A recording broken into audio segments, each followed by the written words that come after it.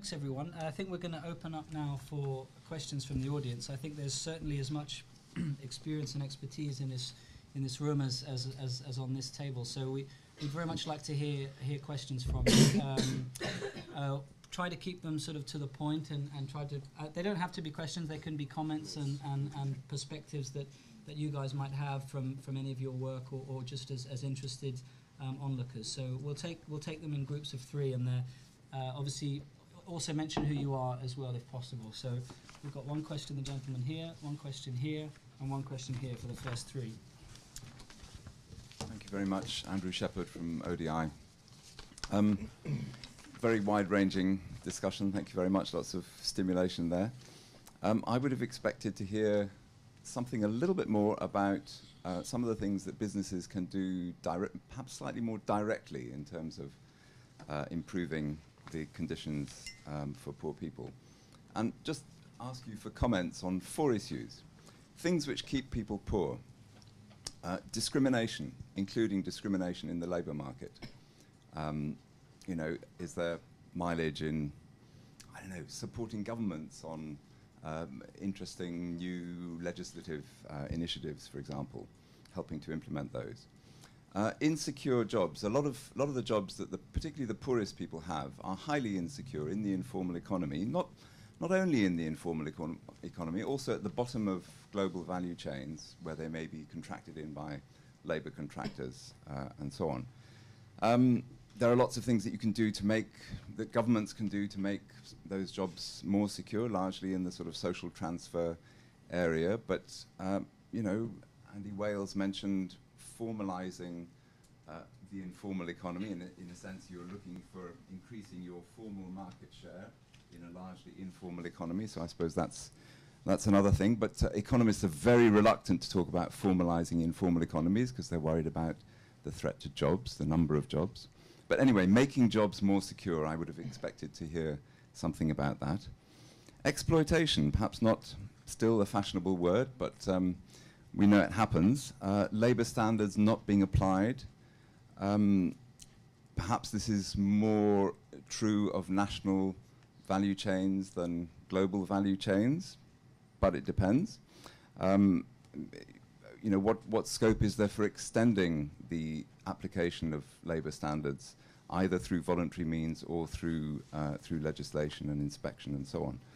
And finally, again, Andy Wales mentioned this, getting higher returns and more secure returns to small producers, particularly in the agricultural sector, where so many poor people are. Global value chains tend still to put pressure downwards to the bottom of the value chain. You know, where there's stress in the value chain, push it downwards. How can we avoid that? And can the high-level panel address any of these issues? Thank you. Thank you. Graham Baxter, International Business Leaders Forum. I'd like to go back to the much maligned MDG 8, which can only agree has perhaps been the biggest catastrophe, I think was the word you used, Phil. It was described by Alice Hutchinson in the Guardian blog as a damp squib, which I think is perhaps a little more generous. From IBLF's perspective, though, cross-sector partnerships are the key to the how, Claire, in how we can achieve the development goals that we require. Everyone talks about them. ODI, in your recent paper, referred specifically to their value. Andy, you made the point that despite MDG 8, some remarkable cross-sector partnerships have come forward, some which have involved your own firm, and other companies have done great things. Some of them have been led by the UN Secretary General's initiatives, Every Woman, Every Child, for example, Energy for All, which is one way, in one of your scenarios, of corralling business, civil society and government around big ideas. But I want to tie it back to a more specific idea about thinking global and acting local, because I do agree with another point you made, Andy, which a small number of multinationals are currently the ones that everyone's talking about, but actually business isn't that at all. Not only are there many, many more multinationals, something like 80,000, but then you start counting the SMEs, which is where most people work.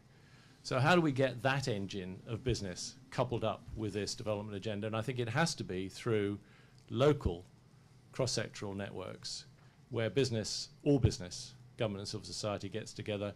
Could be national, could be regional, picking up on your point about regional. And so my proposal for MDG 8 for the high-level panel would be that you have a very specific target about establishment of effective local cross-sector partnerships tied to the delivery of the above being the rest of the MDGs, and that those, the performance of those networks are measured against quantifiable targets, not just left as soft, woolly things, but actually tied to delivery, not to talk.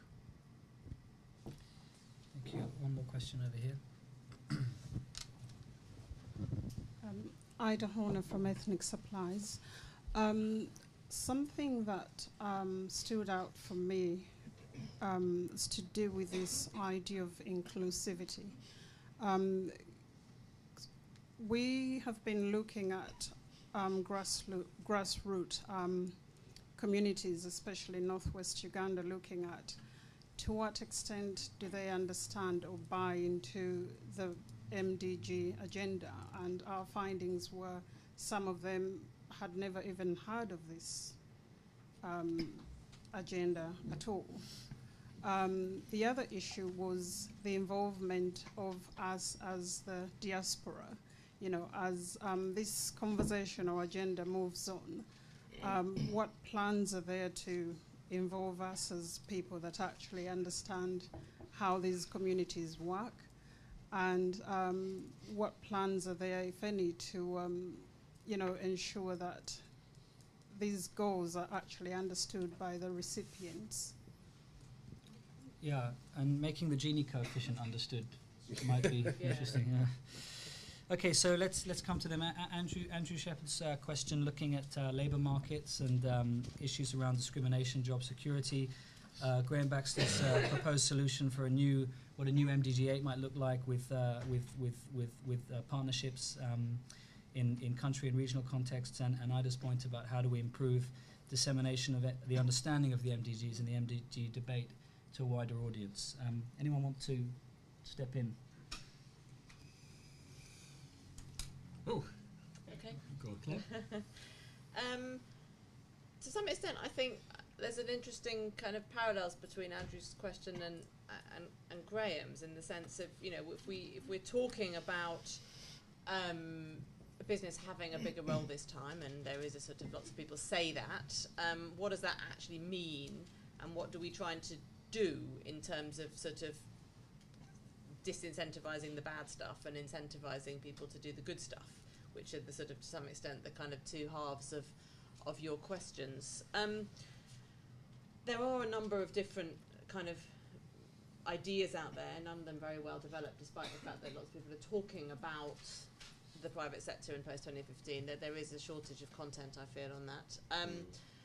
One of the ideas that there's a quick plug. There's a paper outside by my colleague Paula, who's here, sort of setting out some of that, some of the kind of possibilities in the scenarios. But I think one interesting thing, just to throw an idea out there, could be to construct, as part of an MDG agenda, a post-MDG agenda with targets, to construct a set of sort of shadow targets for the private sector, which companies could adopt, you know, probably on a voluntary basis, which could tackle, you know, in a sense, both halves of that dimension. You know, for example, you know, there could be a target around companies making, you know, good contracts with their subcontractors, or something around paying a living wage in the countries where they operate and employ people directly, or, you know, there could be a number of different sort of positive, preventing the bad stuff that could go into such a set of shadow targets around an income goal, for example.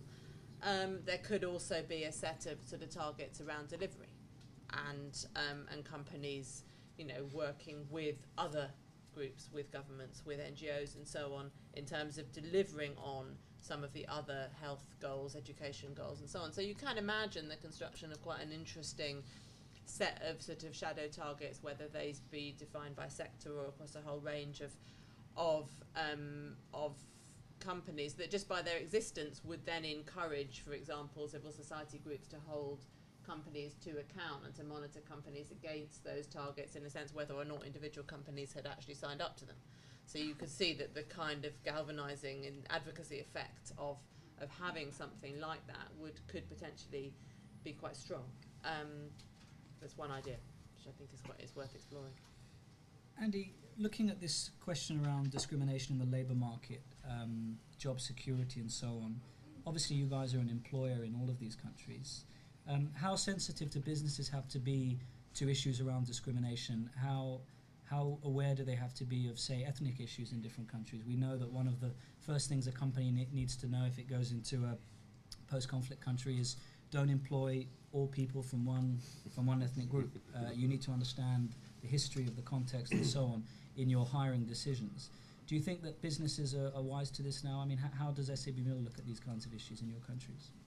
I think, I think global businesses, big global businesses, are wise to it. I mean, we have quite extensive requirements, both for our own operations and our direct suppliers, in terms of a whole range of broad human rights issues, including a range of labour issues. And in fact, they were I mean, as an example, they were the subject of scrutiny through the poverty footprint that we did with Oxfam, looking at our soft drinks bottling operations in El Salvador and Zambia that we launched last year.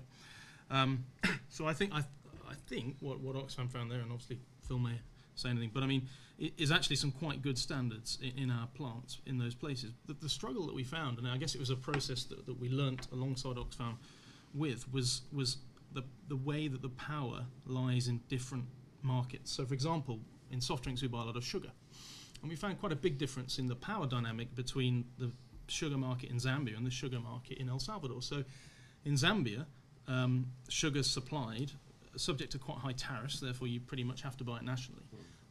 Sugar's supplied by pretty much one big company, which happens to be a subsidiary of a large UK multinational.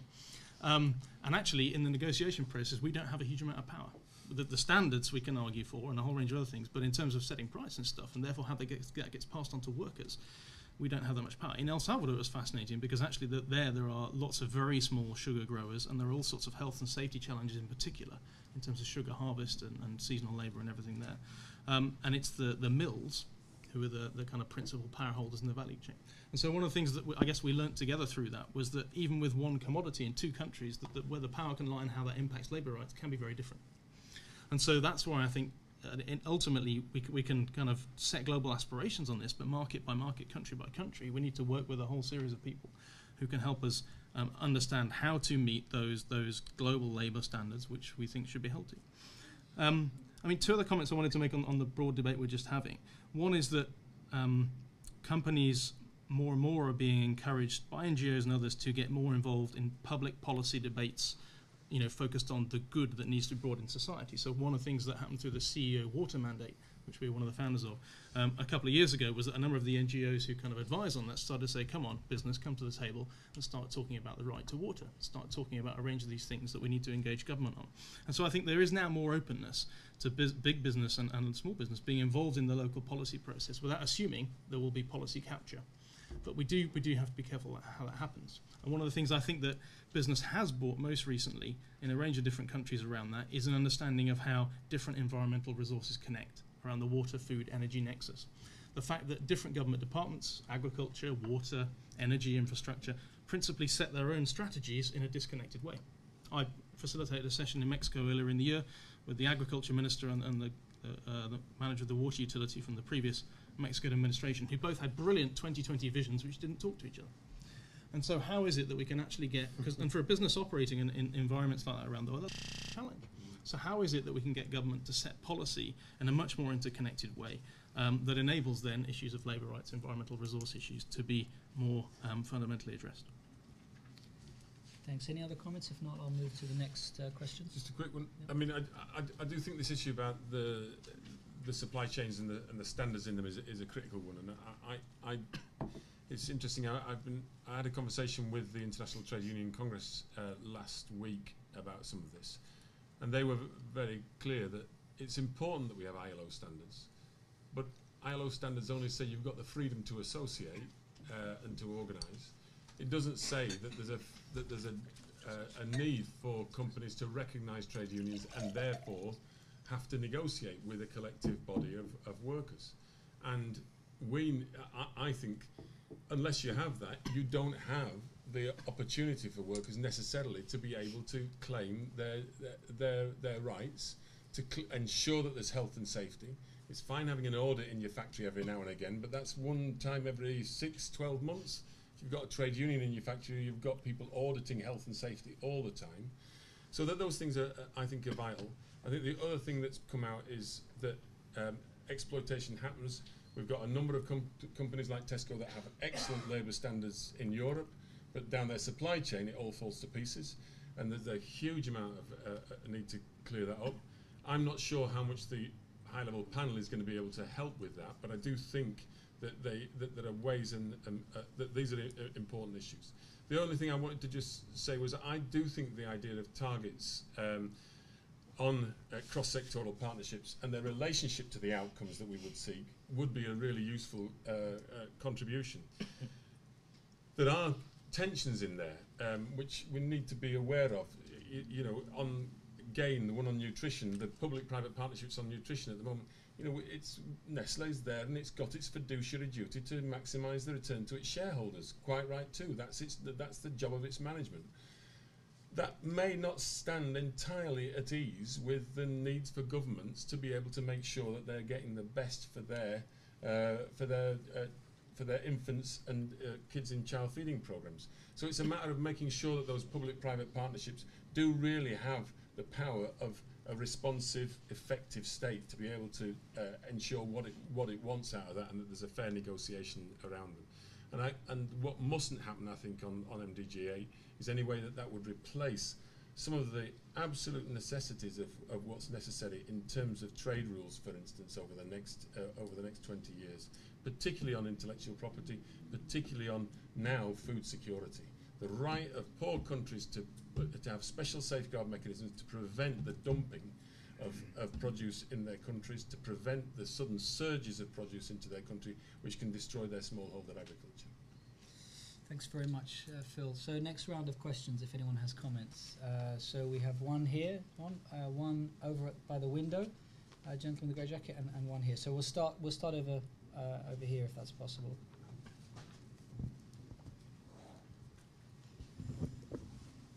Chukwemeka Chikazir, Up Africa. I hope we're not losing sight of the important point that was made about that many countries that have effectively achieved MDGs didn't set out to do so. And I think that those are countries that have paid attention to some of the fundamentals, good institutions, and things like that. And I sort of worry when I hear this conversation, it sounds as if we now want to almost convert the businesses into NGOs delivering on aid and development agendas. And I think maybe we should try and let businesses a little bit stick to the fundamentals. But I wanted to ask, going back to this issue of tax, and although it was constructed as something that is of primary concern to poor countries, surely the way perhaps to think about this and to think about where we are in development generally is actually that these are now global issues.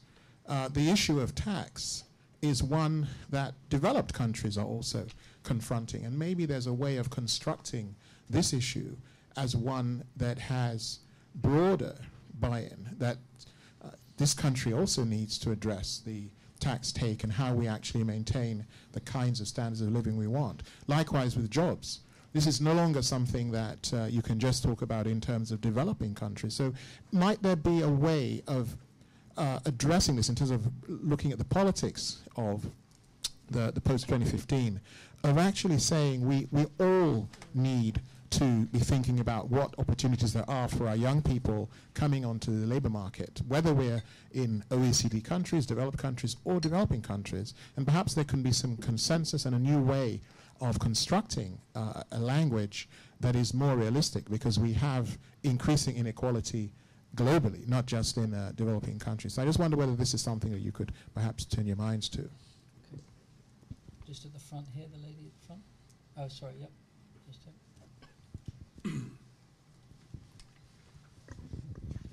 Sorry, Sue Atkins at Business in the Community. My question is very simple. I just wondered where, when, at what points can business actually get involved in the post-2015 discussion? And over by the window, I think, gentleman had a question.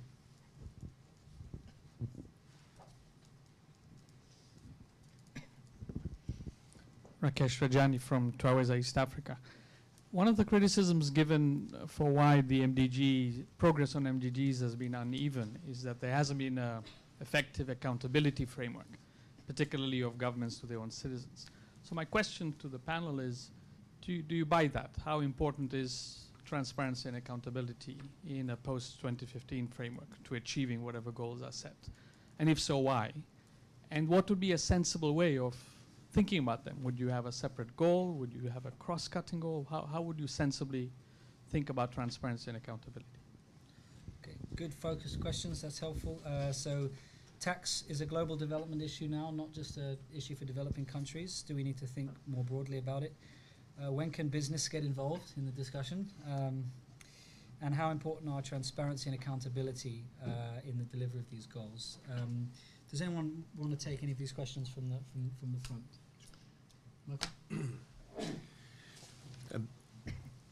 A comment on some of the previous conversations. I think, say at the risk of being blunt, I think we're at risk of trying to put into the MDG framework or Global Development Goal framework a bunch of stuff that's just not going to fit because it's too complicated, it's too politically contentious, and there are other systems for dealing with it. I think about discrimination in the workplace and exploitative labor practices. Why do we have the 160 plus ILO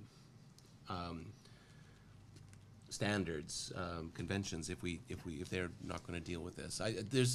Just because international law and international systems are not working somewhere else doesn't mean that the solution is to invent another one which says the same thing over again. I think we need to pay real attention to what is it that made the MDGs work.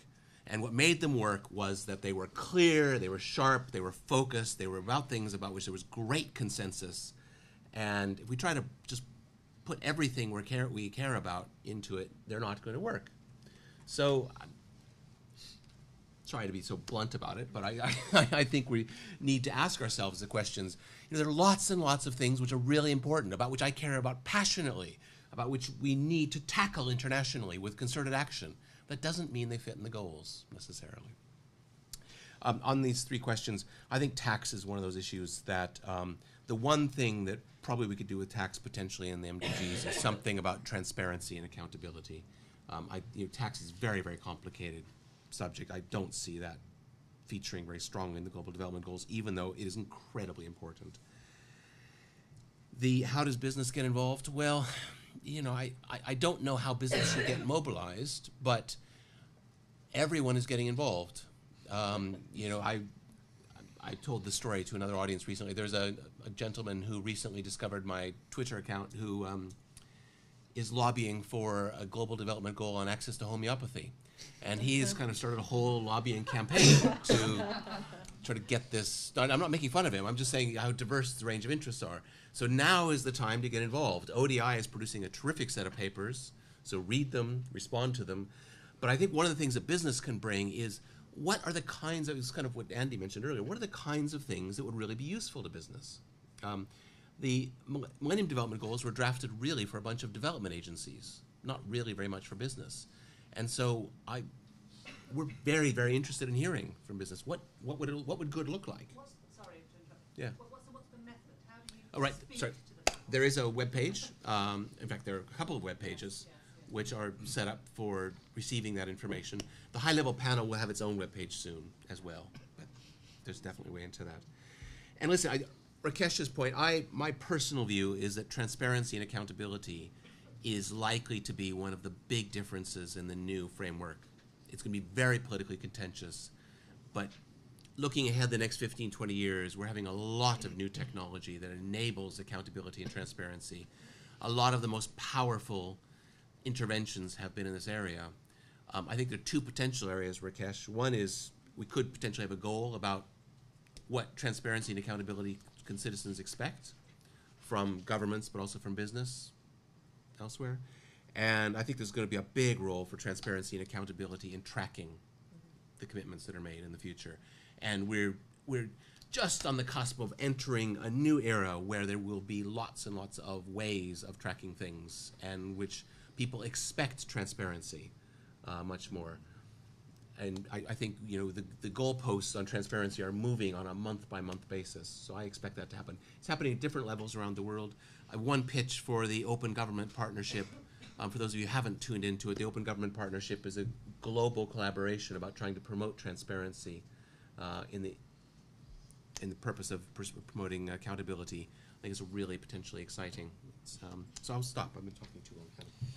Well, Claire, just to pick up, because there are quite a lot of businesses that aren't too keen on transparency, and the Securities and Exchange Commission in the US is being taken to court over the Dodd-Frank Act. So do you think that there's going to be a lot of pushback when it comes to things like publish what you pay, and aid agencies also publish what you fund, and now being asked to get on the bandwagon? I mean, I think it's interesting, isn't it, that the sort of tenor of the transparency discussions at the moment are mainly about transparency between governments and citizens, and I assume, Rakesh, that was the sort of area that you were thinking about in terms of the question. But absolutely, the same, you know, we should expect the same standards to apply of anyone, in a sense, who's kind of spending our money or spending money on our behalf, or claiming to be kind of in some way doing things that improve people's lives.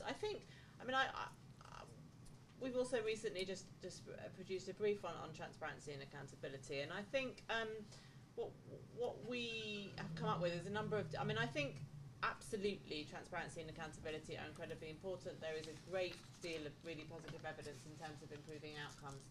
I'd have two extra things to say, though, kind of one positive, one negative. I think, like anything, it's not a magic bullet, and we shouldn't expect that somehow just this one thing is going to solve all the problems. You know, if it's really important to have the information about whether the drugs are in the clinic, but you need to have a sort of physical infrastructure that allows you to deliver drugs to the clinic to be able to act on that information. So I think, you know, we need to, and transparency can help to build up the sort of public pressure to make that happen, but it's not by itself a magic bullet, it's part of a process. So I think there's a slight controlling expectations there in terms of what it is we think can achieve with this gender. But on the other hand, I also think we always tend to talk about this in a sort of have more transparency because it's important to improve other outcomes. But I don't think we should also lose sight of the fact that increased transparency, increased political participation, increased power over those decisions which affect people's lives is a good in its own right. And we know it's something, you know, from the Arab Spring is the most recent dramatic example of the extent to which that's simply something that people want in its own right. And therefore, as part of a framework which is about improving people's lives, it kind of has a right to be in there in its own right, as well as instrumental for other things. Thanks. Andy, do you think companies need to be more aggressive in how they look at transparency and tax issues? SAB Miller doing a good enough job? Paying your taxes and so on? I think I agree that transparency is something that's going one way and will increase. I think the tax debate is an important one. I mean, our business in Africa, our value chain contributes $2.3 billion of tax every year to African economies.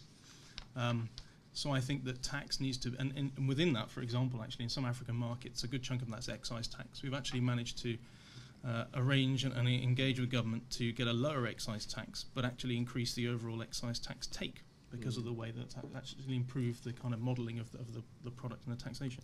So I think what I'm trying to say is that I think we need to look at tax in quite an open and clear-headed and considered way, because it is quite complex, and some of the simplistic messages actually cause problems on tax. I think there's a whole range of important conversations around corporate tax transparency, but then they need to also be in the context of the total development contribution companies make, including tax. In Mozambique, for example, our value chain contributes 7% of the total tax revenue to government. There's a range of conversations we can have about how that can be improved through further local sourcing and a whole load of other stuff. But if you have rather just simplistic conversations around tax, then you miss some of the potential bigger development benefits. So yes, transparency is important. Yes, tax is part of that. But let's have it as part of a clear and level-headed conversation that improves transparency over time and includes tax as an agent of delivering better development, not a blunt tool. Okay, so tax doesn't need to be taxing. Phil, anything to add? The two things. transparency is fundamental. I just add two other areas. I mean, one of the areas where transparency is going to be vital over the next 10 years in particular is in the area of natural resources. We know that there's about $1 trillion worth of stuff in Africa going to be dug out of the ground. Who is going to benefit from that? The responsibility must lie both with governments and with the companies that are doing that to declare what is being paid, so that civil society and those citizens of those countries can expect to have a responsive and accountable government that's going to make sure that that is spent on public goods in those societies. So that kind of transparency is going to be vital. That's why, you know, Dodd-Frank is critical. Why the European Transparency Initiative now, which is going through the European Parliament, is not where it should be, but there's still a struggle to make sure that gets on the books. I'll give you just two examples of I can't mention the name for legal reasons, but a Central African country which I visited very recently. Two experiences. One is 20,000 people thrown off their land by the government to make way for basically a lease for a forest company.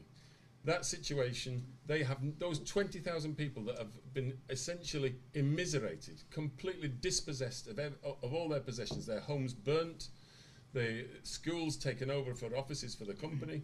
Those people are living on the side of the roads under plastic sheeting. They can't know what the lease is, what it is for the lands that they have occupied for generations. That's the kind of lack of transparency that's there. Again, another went down the road, a mining company taking over a very large area of land, private runway inside the compound. Local government has no idea how much gold is being taken out of the ground. No transparency whatsoever. There must be some deal going on somewhere. I'm sure there's returns.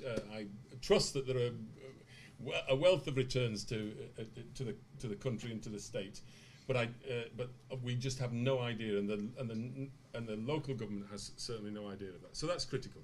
The other one is obviously the issue about global taxation, and this issue of tax is increasingly global. The only thing I'd say there, just to add to your, I think, important points, was the financial transaction tax that's happening now to try and get at some of the extraordinary high-frequency trading that's going on, the stuff that Turner has described as socially useless financial transactions, but which can generate, by putting on a tax on them, generate substantial revenues.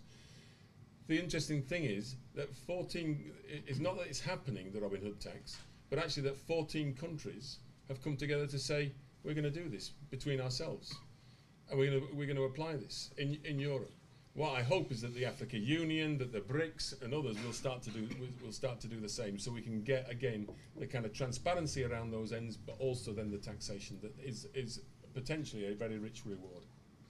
Thanks. Okay, further questions from the audience? Lots of questions. So, gentleman in the corner, the lady here, and gentleman just to the left there with the green jacket. Yeah, we start there. Yeah. Thank you. Jim Tanburn, on the Committee for Enterprise Development, although I would ask a question in a personal capacity, perhaps. Very interesting discussion. I just wonder, in wars, armies typically fight according to the tactics of the previous war rather than the current one. And I just feel the world has moved on so much in the last decade. No one's mentioned the financial crisis and the rather fragile state of many economies that are still donor countries. But so, for instance, I just wonder if there are some taboos that we could usefully break open. There's been one or two mentions of exit from aid, and I wonder if we ought to be focusing much more on what makes a good exit and how we're going to get there. There was talk of resources, no mention of China, but China has very deep pockets and is buying an awful lot of stuff at the moment. What would that mean? I suppose, in essence, how would we get some humility into the discussion about what we can and can't achieve with this? Thank you. The second question is over here at the front.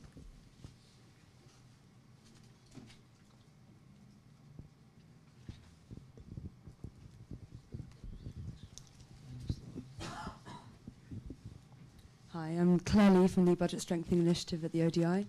I wanted to ask the panel about fragile states. It's not something we've discussed much so far. As we know, fragile states are the group of countries which missed out most from the previous MDG framework. Not one fragile state has reached one of the Millennium Goals, which is quite shocking, really. And that's really because I think the MDGs presupposed a capable state which simply didn't exist in those countries. So my question to the panel is, how can the new framework learn from that mistake, and how can it account for the special and unique needs of fragile countries? Thank you. Question, and gentleman in the far corner there. Tom Wheeler from Safe World. I think one of my first questions was actually just asked, but my second one was on how, on the challenges raised by emerging powers such as China and India, and whether you foresee any challenges in finding consensus with them. Okay, so 3 interesting questions. The world's moved on. Should we be talking more about an exit from aid? Some countries are impatient for that day, like Rwanda, I know. Second question on fragile states. Did the MDGs presuppose a naively capable state when there are a number of countries that aren't there yet? And what are the challenges of emerging powers in forging a consensus around post-2015? I think, Claire, exit from aid. What do you think about that? Yes, that would be nice. 2 things, though. I think aid was perhaps never the secret to ending poverty or even achieving the MDGs, and we would have been misled even in the world of 20 or 30 years ago, where more poor people lived in aid-dependent countries. We would have been misled to think that it was aid alone was the secret. It's always been more about what happens within countries, about national policy, about domestic resources, and so on. I think we have woken up to the fact that aid is not the thing which is going to make the difference between to ending poverty or not. That said, I also think there is a role, in a sort of my more utopian and idealistic moments, I think that, it's okay to say, domestically, we have a structure which says, okay, if you need help, you'll get it. And that's okay. And we don't talk about sort of, we'd rather that more people had jobs and less people needed unemployment benefit, but if you need unemployment benefit, it's there. So I think, I don't see anything wrong, actually, with an international system which also has the same principle. If you need it, it's there. Clearly, it would be better not to need it, and that's what in a sense, this whole enterprise is about. But I don't think we should be demonising aid either and saying that it's somehow intrinsically a bad thing. It's an expression of a kind of international solidarity and, concern for people's lives and desire, as Phil said, to see everybody reach a kind of minimum standard of living. It's a good thing too. So I think, as I say, I oscillate wildly between my cynical and my idealistic personas. You just see that one slipping out. I won't talk about fragile states, I shall leave that to Michael and others. But on China and emerging powers, one of the things that really struck me, I was in Beijing just before the summer doing, having some discussions and events on post-2015 there, and it really, really struck me how very, very different the conversation is there about development generally, and therefore about post-2015. And the extent to which it's not about aid, it's about the private sector, it's not about health and education, it's about infrastructure. The whole kind of way that conversation happens and the types of people who are expected to be in the room and so on are just completely different. So that really brought home to me the challenge of, which fortunately is the challenge of people like Michael and not mine, is of actually creating a consensus with all these people in the room coming from these very, very different perspectives. It's got to be a kind of good problem to have. The fact that suddenly there are all these, bigger, richer, more confident countries on the world stage who want a say and have something very specific and positive to contribute. So it must be a better world, but I imagine, Michael, it's a much more difficult one. Michael, let's come to you. I know that the UK government has a big interest in moving a lot of its aid to fragile states. So what do you make of the question that was raised from Radio? Well, unless we have a framework that addresses fragility in some way and recognizes how profoundly fundamental that is for the experience of poverty, we will have missed an important trick. So, providing system and a set of goals that can chart a path out of conflict and towards security is incredibly important to people. In 1999, when the World Bank did its Voices of the Poor study, you know, that people say around the world, you interview them and they say their top priorities are employment, they would like to have some employment, they have a job. They're like personal security and personal safety is right up there, top priorities. But it didn't feature in the last MDG framework, and there are a number of reasons for that. I think there's no question in the next framework, especially with Ellen Johnson-Sirleaf and Amelia Perez and so on in the panel, there will be a serious discussion about what could possibly feature in the next framework. It is the challenge of our generation, and it's something that we cannot avoid. If I could just morph over to the energy, the emerging powers question, I think one of the challenges is an awful lot of the emerging powers don't care that much about fragility. They don't see it as the big problem. For a lot of them, the big problem is how do you convert growth into poverty reduction? And we're going to need to have a conversation where those states which are fragile are able to voice their views, and people coming from those states are able to voice their views. So the diversity of opinions around the table is really startling. That's why I come back to we're likely to agree a set of recommendations that are about the most fundamental things that people can agree upon, because there's such a broad range of views in the room. Well, I think that's a great note to end on, and we are out of time. So sorry that we can't take any more questions, but we I think do have about half an hour now for people to chat. I don't know if it's in here or next door, but I'm sure it will become apparent soon. I want to fight Business Fights Poverty for bringing this event together, and ODI for hosting it. Thank you to the speakers, and thank you all to the audience for coming. Thanks. Good night.